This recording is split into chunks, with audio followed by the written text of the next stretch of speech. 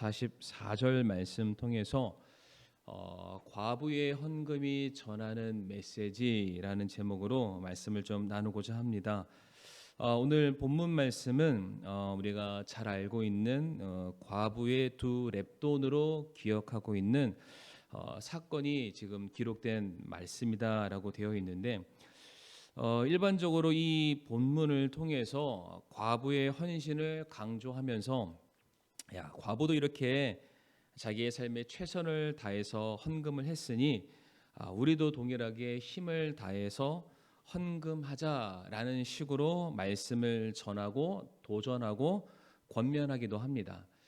그렇게 말할 수 있는 이유 중에 하나가 오늘 본문에 다 그대로 나와 있는데, 43절 말씀 보게 되면 뭐라고 되어 있냐면 과부가 모든 사람들보다 더 많이 넣었다라고 예수님이 그렇게 말씀을 하세요. 그리고 44절 말씀 보게 되면 그들은, 여기서 말하는 그들은 부유한 사람을 말합니다.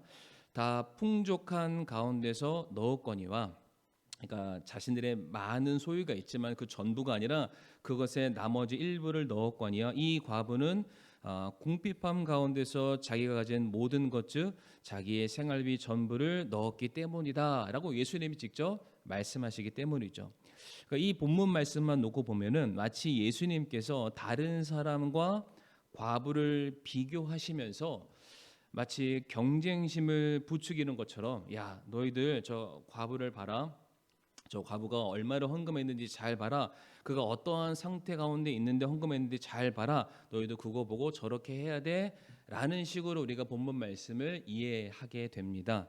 먼저 우리가 좀 살펴볼 게 뭐냐면은 지금 과부가 과연 얼마의 헌금을 드렸는가라는 것인데, 본문에 나와 있죠.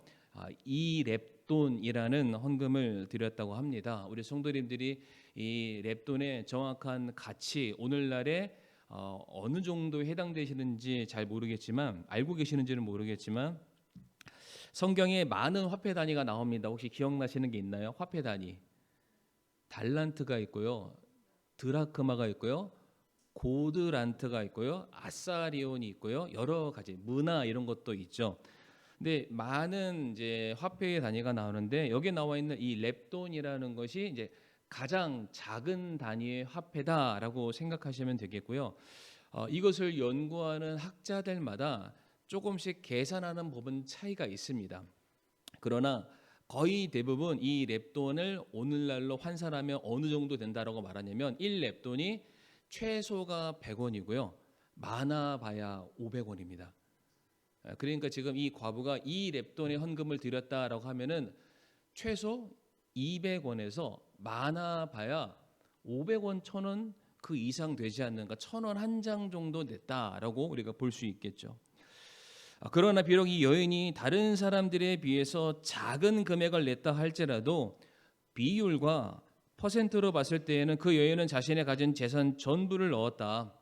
그렇기 때문에 하나님은 결코 너희의 짜투리를 받으시는 분이 아니시라 너희의 전부를 원하시는 분이시다. 그러니까 너희도 그녀의 헌신을 본받아서 아까워하지 말고 너희 전부를 드려라. 그렇게 전부를 다 드리면 축복받을 것이다 라는 레파토리로 우리가 헌금 기도 때 간혹 인용하기도 하고요. 이런 유의 설교를 우리가 많이 들어왔습니다. 하지만은 우리가 항상 성경을 봤을 때 이게 조그마한 시선으로 그 본문 몇 구절과 몇 단어에만 우리가 주목할 것이 아니라 조금 더 넓게 숲을 보고 그 본문의 전후 문맥과 상황을 살펴보게 되면은 내용이 조금 더 새롭게 우리에게 다가오는 것을 확인할 수가 있을 텐데, 결과적으로 말씀드리고자 하는 것은 무엇이냐면은 오늘 본문의 말씀은 더 많은 헌금을 강요하는 그런 말씀이 아니다라는 것을 말씀드리고 싶습니다. 오늘 본문 말씀은 헌금의 많고 적음을 우리에게 말씀하시는 것이 아니라 과연 이 헌금의 목적과 방향성이 어디를 향하고 있냐, 그리고 우리가 더 나아가서 과연 우리가 주목해야 돼, 우리가 정말 내 삶을 들여서 최선을 다해서 이래야 될 것이 무엇이냐라는 것을 이제 우리에게 가르쳐주는 그런 말씀이다 라는 이해를 가지고 오늘 본문 말씀을 잘 따라와 주시면 되겠습니다. 먼저 오늘 본문 말씀을 우리가 정확하게 이해하기 위해서는 한 가지 배경 지식이 필요한데, 신명기 14장, 28절에서 29절 말씀을 이제 제가 한번 읽어보겠습니다. 신명기 14장 28절 하반절부터 이렇게 되어 있는데요. 모든 11조를 가져다가 내 성문 안에 저축하여 너와 함께 나누는 몫이나 상속 재산이 없는 레위 사람과 내 성문 안에 거하는 나그네와 아버지 없는 자와 과부가 와서 먹고 배부르게 할지니라. 그리하면 주 내 하나님께서 내가 내 손으로 하는 모든 일에서 내게 복을 주시리라 라고 되어 있습니다. 그러니까 왜 헌금을 하냐? 기본적으로 성경이 우리에게 분명히 명시하고 있는 바는 무엇이냐면은 첫 번째로 성전 안에서 성막 안에서 봉사하는 레위 사람들을 봉양하기 위해서 그들의 필요를 채워주기 위해서 그들이 전적으로 하나님의 사역을 감당하는 일을 위해서 돕는 역할로서 11조 헌금을 모으고 그들을 위해서 사용한다라고 되어 있습니다. 여기서 추가적으로 플러스 알파를 말씀드리게 되면은 레위 사람들에게만 지급하는 것이 아니라 레위 사람들이 관리하는 성막 혹은 성전의 유지 보수 관리를 위해서 제사의 지속성을 유지하기 위해서 그 헌금들을 사용하게 되는데 어쨌든 헌금의 일부분을 레위 사람들을 위해서 사용을 합니다. 그런데 동일선상에 어떠한 말씀이 나와 있죠? 레위 사람 과라고 되어 있죠. 그 다음에 뭐라고 되어 있습니까? 성문 안에 살고 있는 소위 말해서 사회적인 약자들이죠. 고아나 과부나 나그네와 같은 사람들을 구제하고 돕는 일에 그 헌금을 사용해야 된다라고 말씀을 하십니다. 그러니까 헌금의 분명한 목적을 성경이 우리에게 명시를 해주고 계시죠. 자, 그렇다면은 오늘 본문 말씀에서 성도님들 무엇과 충돌을 하게 됩니까? 성전을 통해서 돌봄을 받아야 할 대상인 과부가 오히려 헌금을 한 장면이 나오는 것이죠. 여기서 과부가 헌금을 했다라는 것 자체가 문제는 아니지만은 오늘 본문 말씀을 잘 기억하실 텐데 그녀가 자기가 가지고 있는 풍족한 것 중에서 일부를 하나님께 드렸다라고 말하지 않고요. 그녀가 자기가 가진 모든 소유의 전부를 헌금으로 드렸다라고 말을 하고 있습니다. 성도 여러분들 잘 아시겠지만 과부는 이때 당시에 정상적인 사회생활을 하지 못하는 사람입니다. 다시 말해서 직업이라는 것을 가질 수 없는 사람이죠. 그렇기 때문에 요즘으로 따지면은 나라와 국가고요. 예전으로 따지면은 성전과 같은 곳에서 그 여인들에게 먹을 것과 일용할 양식과 어떤 일정한 돈을 지급해 주지 아니하면은 그 여인은 내일을 소망할 수 없는 삶을 살게 됩니다. 그러니까 이러한 사람이 자기의 생활비에 전부를 냈다라는 것은 이제 뭘 얘기하나요? 오늘은 어떻게 건들지 모르겠는데 내일은 먹고 살 게 없는, 내일이 지나고 모레가 지나고 며칠이 지나면은 얼마든지 이 여인이 죽을 수도 있는 처지에 내몰렸다라는 것을 우리가 알 수가 있습니다.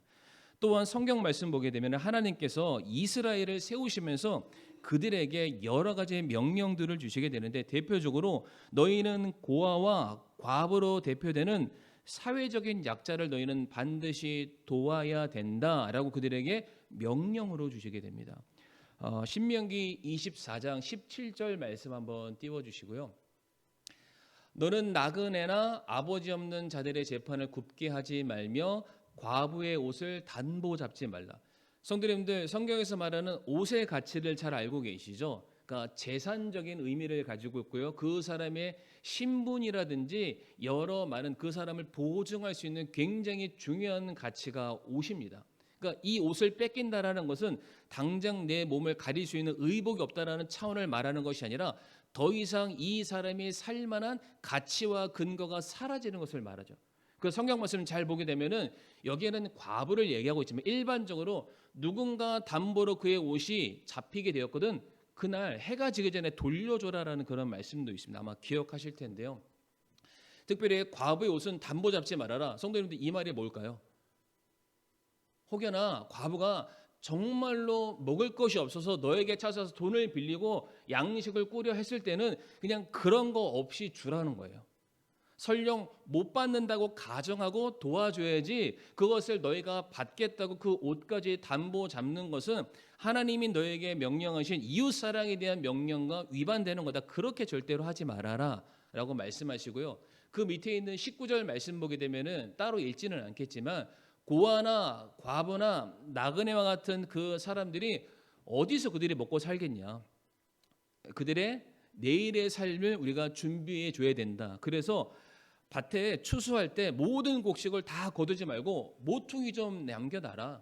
이게 걷어갔을 때 좀 흘리는 거 있으면 그거 다 줍지 말아라. 그 나달을 주어서 그걸로 모아서 음식을 먹고 그들이 생계를 유지하게 하라. 그 밑에 있는 말씀 보게 되면은 과실도 다 따지 말라라고 되어 있어요. 조금 남겨둬라. 그들이 먹고 살 수 있는 길을 열어줘라. 다시 말해서 이 사람들을 마지막 순간까지 밀고 가지 말라는 거예요. 극한의 상황까지 끌고 가서 야, 이 사람들이 소망이 없어서 그냥 우리가 내일이면 죽겠다라는 상황까지 절대로 몰고 가서는 안 된다. 너희가 그들을 도와주어야 된다라고 하나님이 이스라엘 백성들에게 명령하신 것이죠.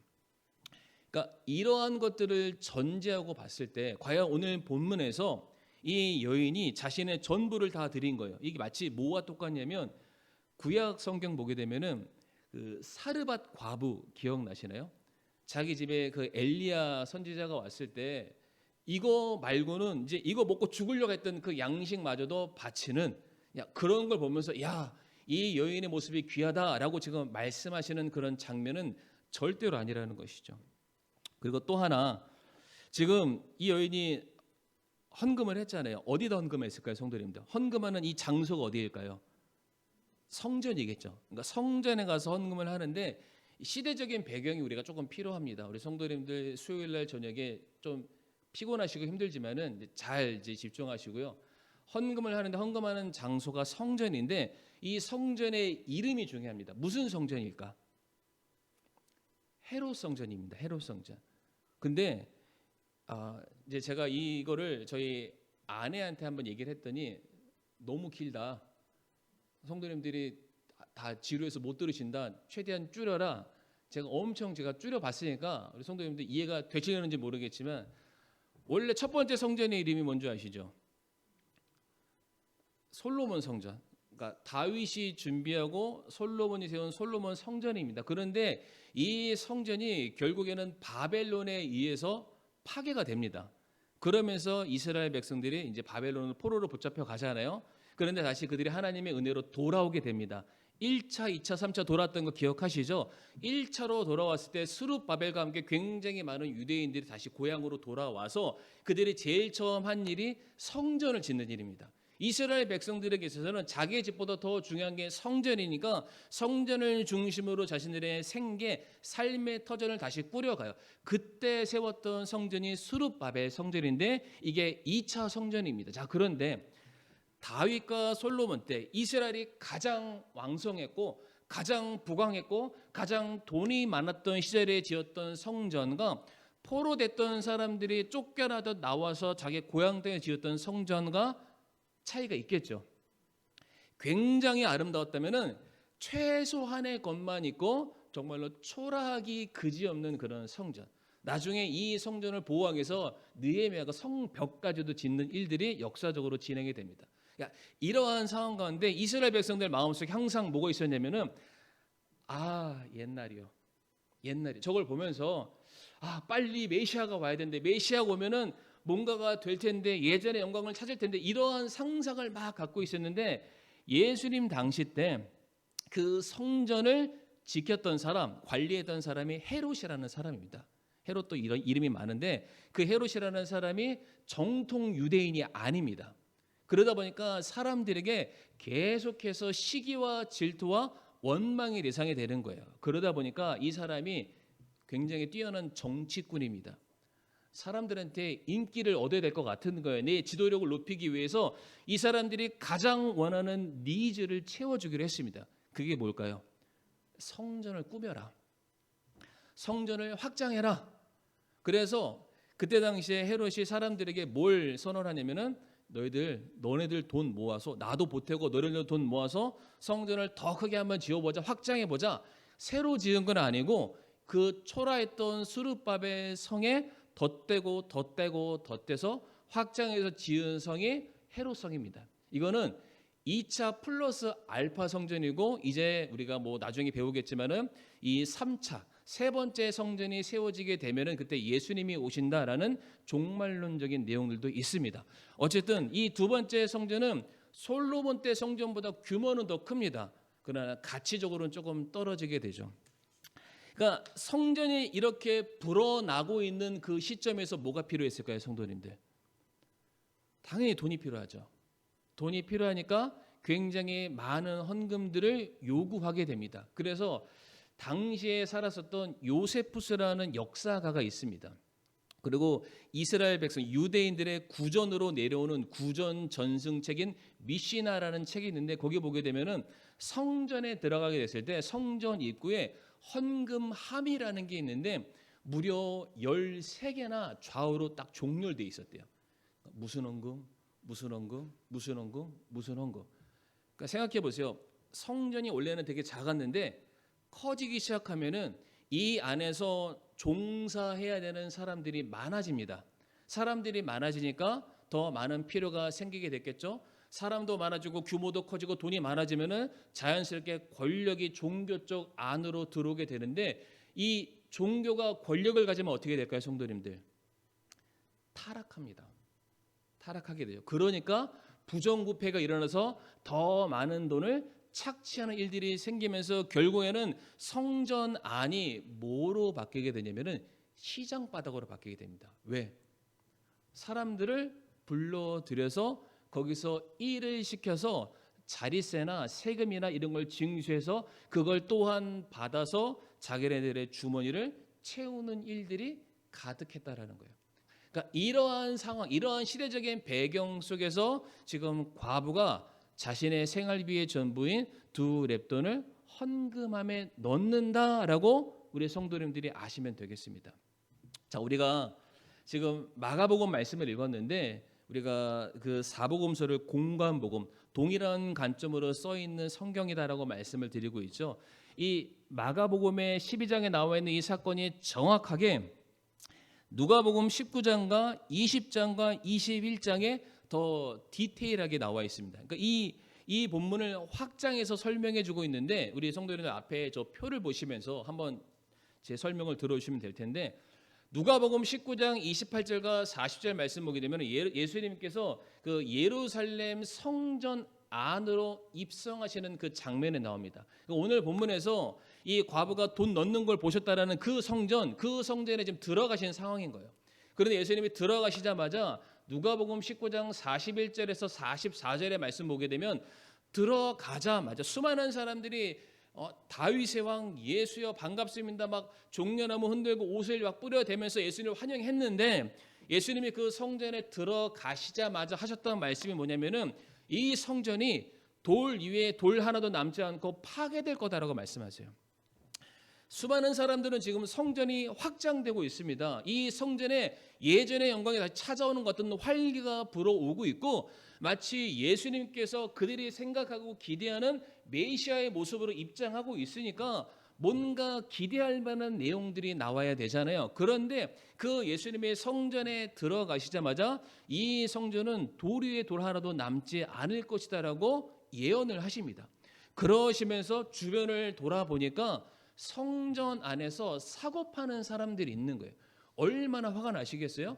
채찍을 질하시고 상을 뒤엎으시면서 우리가 잘 아는 그 성전 청결 정화 사건을 예수님이 직접 하십니다.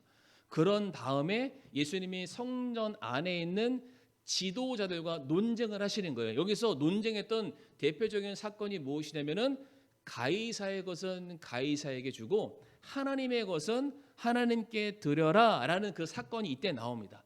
그러면서 예수님께서 누가복음 20장 45절에서 47절에 예수님과 논쟁했던 종교 지도자를 책망하시는 장면이 나옵니다.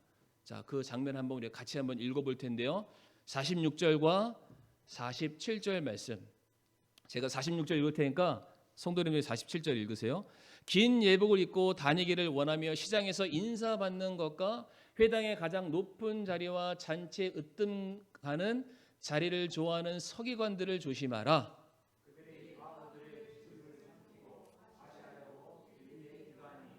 바로 그들이 더 큰 정죄를 받으리라 하시니라. 아멘. 그러니까 이 순서로 쭉 내려오고 있다가 마지막에 예수님께서 그 종교 지도자를 향해서 뭐라고 말씀하시면은 너희가 과부들의 집을 삼키고 있다. 너희가 허례허식에 빠져가지고 그냥 돈이나 착취하려고 하는 사꾼 목자가 되어가고 있다라고 책망을 하시는 그 사건이 나오고 바로 이어지는 누가복음 21장 1절에서 4절에 무슨 사건이 나오냐면은 오늘 본문 마가복음 12장 41절에서 44절에 나와 있는 과부의 두 렙돈 사건이 나옵니다. 그러니까 이 흐름으로 우리가 이해를 해야 오늘 본문의 말씀이 명확하게 이해가 되죠. 그러시면서 또 다시 이 과부의 두 렙돈 사건을 말하시고 난 다음에 또 다시 이번에는 예루살렘의 멸망을 예수님이 예언을 하십니다. 근데 성도님들, 예루살렘의 멸망은 무엇의 멸망과 맞닿았냐면은 성전의 파괴와 맞닿습니다. 이해가 되시죠? 그러니까 이제 상식적으로 한번 생각해 봐보세요. 예수님께서 지금 성전에 들어가셔서 사람들한테 야, 이 성전은 돌 위에 돌 하나도 남지 않고 다 무너져 버릴 거야 라고 예수님께서 그렇게 경고하셨고, 그 성전 안에 살고 있는 수많은 사람들 향해서 너희들은 너희의 사리사욕을 채우기 위해서 혈안이 되어 있다라고 말씀하시면서 상을 엎으시고 그들을 책망하시면서 너희가 과부의 재산을 삼키고 있다니까 라면서 그들에게 신랄하게 예수님께서 비난을 하고 계십니다. 그런 상황 가운데 지금 과부가 옆에서 땡그랑하고 헌금을 하는 거예요. 과연 그러면 그 헌금을 예수님께서 바라보시면서 야, 잘했다, 너희들 저 여인처럼 헌금해. 그럼 그 헌금이 어디로 쓰이는 거예요? 결국에는 무너져 버릴 성전과 자기 배를 부르게 한 그 종교 지도자한테 들어갈 텐데 그 돈을 더 많이 내라고 예수님이 종용하시는 설교일까요? 그러니까 제가 이렇게 설명하면 아니라는 건 아시겠죠? 그러니까 이 말씀이 오히려 무엇을 얘기하냐면은 지금 내일을 소망할 수 없는 이 과부와 같이 없는 사람이 헌금할 수밖에 없는 안타까운 현실을 예수님이 그들에게 지금 지적하고 계시는 겁니다. 예수님 때 당시에 과부들의 삶이 어떠했냐면, 이제 과부니까 남편이 죽은 걸 얘기하잖아요. 근데 남편이 죽고 나면은 그 모든 가산이 요즘에야 이제 부인한테 제일 먼저 1차 순위로 오게 되지만 예전에는 그 재산이 1차적으로는 그 남편의 가정에게로 돌아간다고 합니다.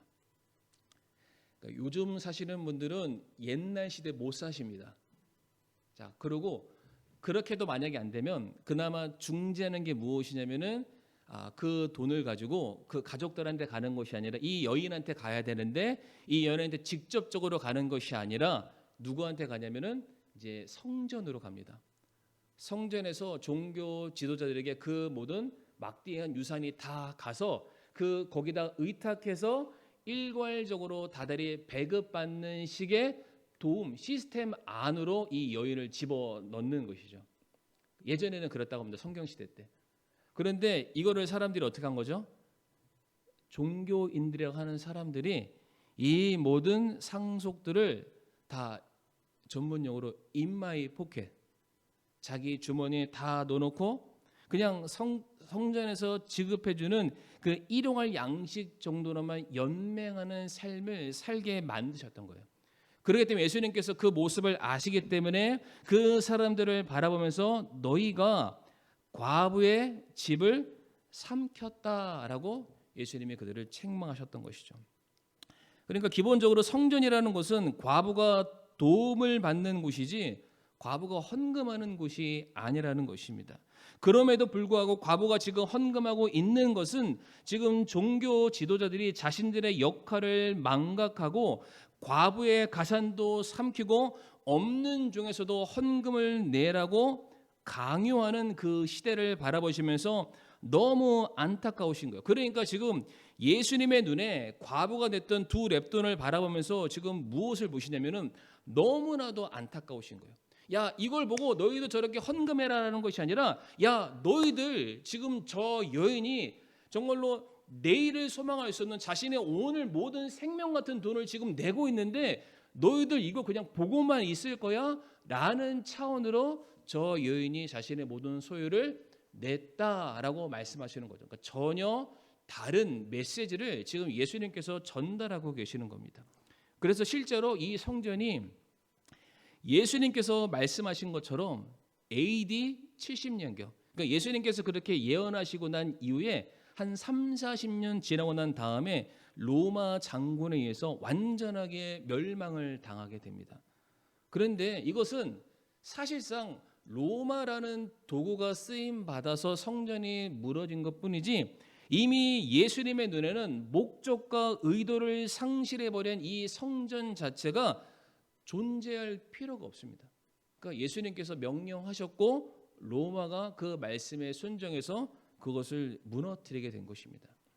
제가 이제 결론을 좀 말씀드리도록 할 텐데, 자, 그러면은 오늘 말씀이 우리에게 주는 메시지가 무엇인가? 오늘 설교 제목이 뭔지 아시죠?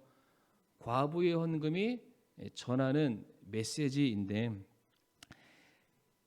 이때 당시에 사람들의 마음속에는 어떠한 생각이 있었냐면, 성전만 지어지면 돼. 성전만 지어지면 어떻게든 될 거야. 성전이 예전처럼 모습을 회복하게 되면은, 그래, 아, 우리가 그렇게 그리던 다윗과 솔로몬 시대에 그때 우리가 누렸던 그 영광스럽고 너무나도 행복하고 평안했던 그때가 돌아올 거야 라는 이 생각 하나 때문에 그냥 성전 짓는 거에만 사람들이 주목했습니다.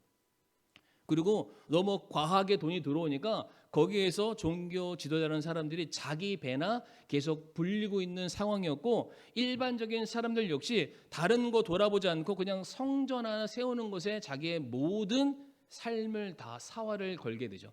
근데 정작 중요한 것은 그 옆에서 지금 누가 죽어가고 있습니까? 과부 같은 사람들이 죽어가고 있는 거예요. 누구도 돌봄을 받지 못한 상태에서, 누구의 사랑도 받지 못한 상태에서 사람들은 죽어가고 있는데 사람들은 그냥 성전 짓는 것에 혈안이 되어 있습니다. 그러니까 이게 딱 뭐랑 똑같냐면, 이스라엘 백성들이 전쟁할 때 야, 뭐만 가지고 나가면 우리 승리할 수 있어. 뭔지 아시죠? 언약궤. 야, 그냥 언약궤만 갖고 나가면 승리할 수 있어. 근데 오히려 그들이 승리했나요? 아니죠. 패배하고 빼앗기고 영광이 사라지게 됐습니다. 지금 동일한 그런 상황들이 똑같이 지금 반복이 되고 있다라고 이렇게 생각하시면 되겠습니다.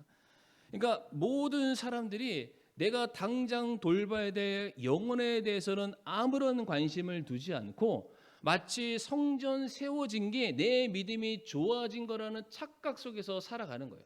쉽게 얘기해서 내가 돈 10,000원 내고 얼마 내면은 그냥 내 의무를 다했다 생각하고 내 실제적인 믿음과 천국을 소망하고 주님께서 내게 명령하신 이웃 사랑에 대해서는 전혀 아랑곳하지 않고 성전이 내 믿음인 양 살아갔던 사람들이 너무나도 많은 시대였던 것입니다. 그러니까 예수님이 말씀하시는 거예요. 야, 지금 사람이 죽어가고 있는데 이거 할 때냐라고 말씀하시는 거예요. 그러니까 예수님이 그것을 그냥 다 허물어 버리시게 됩니다. 성도들 아마 기억하실 텐데 사도행전 6장 말씀 가보게 되면은 초대교회가 굉장히 부흥을 많이 했었는데 그 부흥했던 초대교회의 분열과 다툼의 시작이 혹시 뭔지 아십니까? 과부와 고아를 돕는 일에서 틀어졌습니다. 그러니까 결국 교회가 커지기 시작하니까 거기 안에서 자기 세력, 히브리파냐 헬라파냐 내 쪽이냐 네 쪽이냐 이런 식으로 세력 싸움만 하다 보니까 정작 옆에서 돌봄과 관심과 사랑을 받아야 될 대상들이 제외가 돼버린 거예요. 힘 있는 사람은 여전히 자기의 힘을 위시해서 사람들을 이끌어 가려고 하고 있는데 정작 그 사람들의 시선에서 벗어난 영혼들은 도태되고 있고 죽어가고 있고 떨어져 가고 있는데 아무도 그들을 향해서 관심을 갖고 있지 않는 그런 상황이라는 것이죠. 그러니까 바로 이 모든 상황들을 주님께서 바라보시면서 오늘 이 과부의 헌금에 대해서 말씀하고 계시는 겁니다. 그러니까 오늘 말씀을 다만 이 종교 지도자들에게만 우리에게 주는 그러한 메시지, 경고의 말이 아니라 우리 모든 구원받은 성도에게도 동일하게 주시는 원리다라고 우리가 볼 수 있는데, 두 구절 말씀 보고 좀 마치도록 하겠습니다. 디모데전서 6장 17절에서 18절 말씀 같이 한번 읽어보시겠습니다. 시작. 이 세상에서 부유한 자들에게 명하여 그들의 마음을 녹이지 말고 확실치 않은 재물을 신뢰하지도 말며 오직 살아계신 하나님 곧 우리에게 모든 것을 풍성히 주사 누리게 하시는 분을 신뢰하게 하고 또 선을 행하게 하며 선한 일들에 부유하고 베풀기를 좋아하며 기꺼이 나누어 주게 하라. 아멘. 뭐라고 되어 있습니까? 선을 행하기를 힘써라. 그러니까 우리가 다 받은 것, 우리가 소유한 건 없습니다. 다 우리는 받은 것들이죠. 우리가 받은 것들을 나눠주는 삶을 살아라. 성도로 하여금 너희가 은혜의 통로가 되어야 되지, 너희들이 모든 것들을 쥐고 있어서 썩어서 냄새나고 부패하는 그런 장소가 되어서는 안 된다라고 분명히 말씀을 하세요. 그리고 누가복음 12장 33절과 34절 말씀 보게 되면 너희가 가진 것을 팔아 구제하며 너희 자신을 위하여 낡지 않은 가방들 곧 하늘들에서 없어지지 않는 보물을 예비하라. 거기서는 도둑도 가까이 오지 못하고 좀도 먹지 못하느니라. 너희 보물이 있는 곳에 거기에 너희 마음도 있으리라 라고 되어 있습니다. 그러니까 유한한 것을 가지고 영원한 것을 살아라고 말씀을 하시는 거예요. 이 세상 사라지면은 다 없어지는 것 가지고 주님 앞에 나아갔을 때 불타서 죄밖에 안 남는 걸 가지고 주님 앞에 자랑하려 하지 말고 영원토록 남는 귀한 한 명의 영혼, 천하보다 귀한 영혼을 주님께로 인도해라. 만약 너희들의 보물이 그들에게 있다면 그 보물은 너희와 영원토록 함께 할 것이다 라는 그러한 메시지죠. 아마 성도님들 그 부자 청년 이야기 기억하실 겁니다. 다 지켰어요. 율법이란 율법은 다 지켰대요. 그런데 뭐만 못 지키고 그가 돌아갔습니까? 네 소유를 팔아서 없는 사람들에게 나눠줘라. 네가 그렇게 의에 온전한 사람이라면 그 의가 네 안에서 멈추는 것이 아니라 너를 통해서 전해지는 것까지 선한 영향을 끼치고 사람들에게 은혜를 베푸는 자리까지 가라라고 말씀하셨는데 그 청년이 그렇게는 못하겠다라는 거예요. 슬피 울며 갔죠. 영생이 여기 앞에 있는데 그 영생을 포기하고 유한한 썩어 없어질 돈을 취하는 삶으로 그의 삶이 마감을 하게 됩니다. 그래서 지금 이 오늘의 이 모든 사건이 성전 안에서 일어난 사건인데 우리 성도님들이 바라시고 세우기를 원하시는 꿈꾸시는 성전의 모습은 무엇입니까? 그러니까 이 땅에서 살아갈 성전을 기대하고 계십니까? 아니면은 우리 아버지 하나님께서 지금 예비하고 계실, 그리고 그곳에서 수고한 충성된 자기의 종들을 위해서 예비한 상급을 받으실 그 날을 고대하고 기다리시면서 살고 계십니까? 우리가 다른 것보다 하나님께서 우리에게 모든 것을 다 주셨기 때문에 우리는 첫 번째로 하나님의 왕국과 그분의 의를 구하는 삶을 살아갈 수 있는, 주님께서 천하보다 귀하게 여기시는 한 영혼을 얻는 일들을 위해서 더 최선의 삶을 살아가는 저와 우리 성도님들이 될 수 있기를 간절히 바라겠습니다. 네, 이 시간 함께 오늘 말씀을 우리가 좀 떠올려